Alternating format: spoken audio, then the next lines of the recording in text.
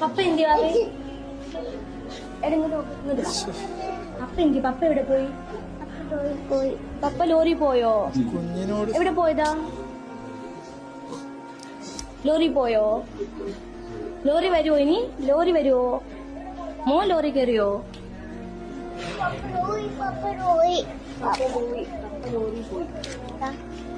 ഇതാണോ ലോറി ഇതാണോ പപ്പന്റെ lorry അയാളിതിന് കേറുവോ പപ്പന്റെ lorry ഞാൻ എടുത്തോട്ടെ അയന് പപ്പന്റെ ലോറി ഞാൻ എടുത്തോട്ടെ.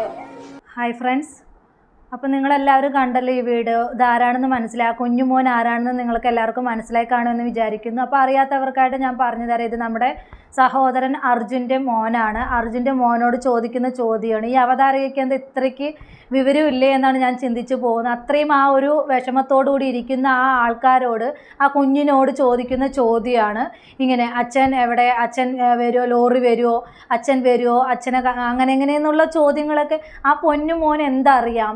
ഈ അവതാരിക എന്തുദ്ദേശത്തോടു കൂടിയാണ് ഇങ്ങനെ ആ കുഞ്ഞിനോട് ചോദിച്ചത് എന്ന് എനിക്ക് മനസ്സിലാവുന്നില്ല. എന്നാലും ഭയങ്കര ദുഃഖം തോന്നുന്നുണ്ട്. അപ്പോൾ ഈ ഇങ്ങനെ ചോദിക്കുമ്പോഴുള്ള ആ വീട്ടുകാരുടെ മാനസികാവസ്ഥ ഇതൊക്കെ നമുക്ക് കേൾക്കുമ്പോൾ ഭയങ്കര വിഷമം തോന്നുന്നുണ്ട്.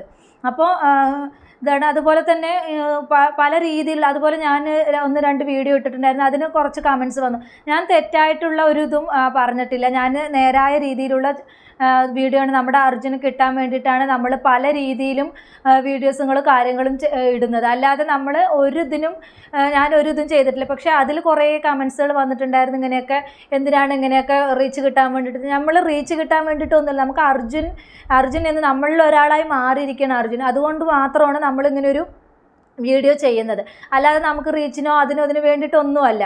അപ്പോൾ കുറേ കമൻസുകൾ കണ്ടു. ഞാനതൊന്നും എടുത്ത് ഞാനത് വായിക്കാതാവൊന്നും ചെയ്യുന്നില്ല. എന്തിനാ നമ്മൾ വെറുതെ ഒരു ഇതുണ്ടാക്കണം? നമ്മുടെ മുമ്പിൽ ഒരു ഇത് മാത്രമുള്ള അർജുന് എത്രയും പെട്ടെന്ന് തിരിച്ചു കിട്ടണം. അല്ലാതെ നമുക്ക് നമ്മുടെ മുമ്പിൽ വേറൊരു ഇതില്ല. അർജുന് ജീവനോടെ തന്നെ തിരിച്ചു കിട്ടണം. ആ ഒരു അവസ്ഥയിലാണ് ഈ ഒരു അവതാരിക ആ മോനോട് പോയിട്ട് ഇങ്ങനെയുള്ള വാക്കുകളൊക്കെ ചോദിക്കുന്നത്. അത് കാണുന്ന ആൾക്കാരുടെ മാനസികാവസ്ഥ, അവൻ്റെ അച്ഛൻ്റെ, അമ്മൻ്റെ, അതുപോലെ തന്നെ അർജുൻ്റെ ഭാര്യയുടെ മാനസികാവസ്ഥയൊക്കെ എന്തായിരിക്കും എന്ന് ചിന്തിക്കാനുള്ള ഒരു ബോധമില്ലേ എന്നാണ് ഞാൻ ഈ ഒരു അവസരത്തിൽ ചിന്തിച്ചു പോകുന്നത്.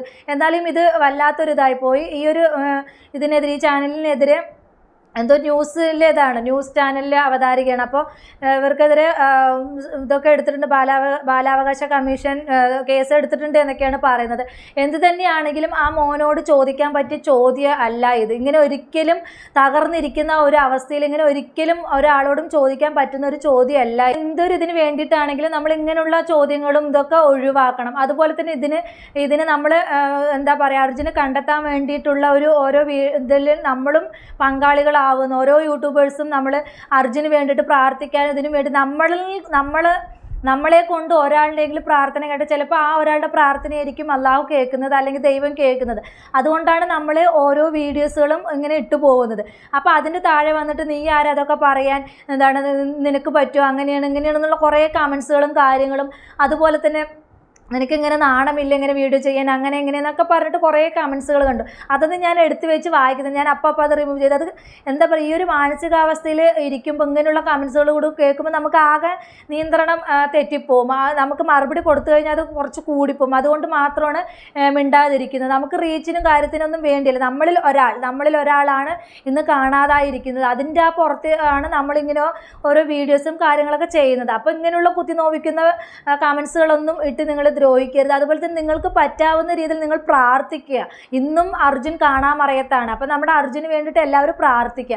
അതുപോലെ തന്നെ ആ വീട്ടിൽ പോകുമ്പോൾ ആ കുഞ്ഞിനോടൊന്നും ഇങ്ങനെയുള്ള ചോദ്യങ്ങളൊക്കെ ചോദിച്ച് ആ വീട്ടുകാരെ ബുദ്ധിമുട്ടിക്കാതിരിക്കുക. എന്ത് തന്നെയാണെങ്കിലും ആ കുഞ്ഞുമോൻ്റെ മനസ്സ് എത്രമാത്രം വേദനിക്കുന്നുണ്ടാവും. ഇങ്ങനെ ഇത്രയും നാളായിട്ട് അച്ഛനെ കാണാതിരിക്കുമ്പോഴുള്ള ആ ഒരു മാനസികാവസ്ഥ, അച്ഛൻ തിരിച്ചു വരില്ലേ എന്നൊക്കെ ചോദിക്കുമ്പോൾ ആ മോൻ അറിഞ്ഞിട്ട് പോലും ഉണ്ടാവില്ല, ആ മോനോട് പറഞ്ഞിട്ട് പോലും ഉണ്ടാവില്ല ഈ ഒരു ഇത്.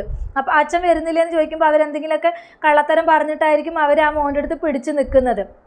എന്ത് തന്നെയാണെങ്കിലും ഈ ചോദിച്ച ചോദ്യം ഭയങ്കര ഒരു ഇതായിട്ടുള്ളൊരു ചോദ്യം തന്നെയാണ്. അപ്പോൾ ഇങ്ങനെ ഒരിക്കലും ആരും ചോദിക്കുക. ആ വീട്ടുകാരുടെ മാനസികാവസ്ഥ മനസ്സിലാക്കുക, എല്ലാവരും മനസ്സിലാക്കുക. അപ്പോൾ ആരാണെങ്കിലും കുറേ പേര് പോയിട്ട് അതും ഇതൊക്കെ ചോദിക്കുന്നുണ്ട്, പക്ഷെ അവർ ആ ഒരു ഇതിലാണ്. അതുപോലെ തന്നെ അവർ അങ്ങനെയാണ് ഇങ്ങനെയാണ്, അവർക്ക് വിഷമമില്ല, അങ്ങനെ എങ്ങനെയെന്നൊക്കെ പറയുന്നുണ്ട്. പക്ഷെ അവരുടെ മാനസികാവസ്ഥ അവരുടെ ഭാഗത്ത് നിന്ന് നമ്മളൊന്ന് ചിന്തിച്ച് നോക്കണം. അപ്പോഴേ നമുക്ക് സംഭവിച്ചാൽ എന്തായിരിക്കും നമ്മളുടെ അവസ്ഥ എന്ന് ചിന്തിച്ച് നോക്കുമ്പോഴേ നമുക്ക് അവരുടെ ആ ഒരു ഇത് മനസ്സിലാകാൻ സാധിക്കുള്ളൂ. അപ്പോൾ ഇങ്ങനെയൊന്നും പറഞ്ഞ് അവരെ വേദനിപ്പിക്കാതിരിക്കുക, ദ്രോഹിക്കാതിരിക്കുക.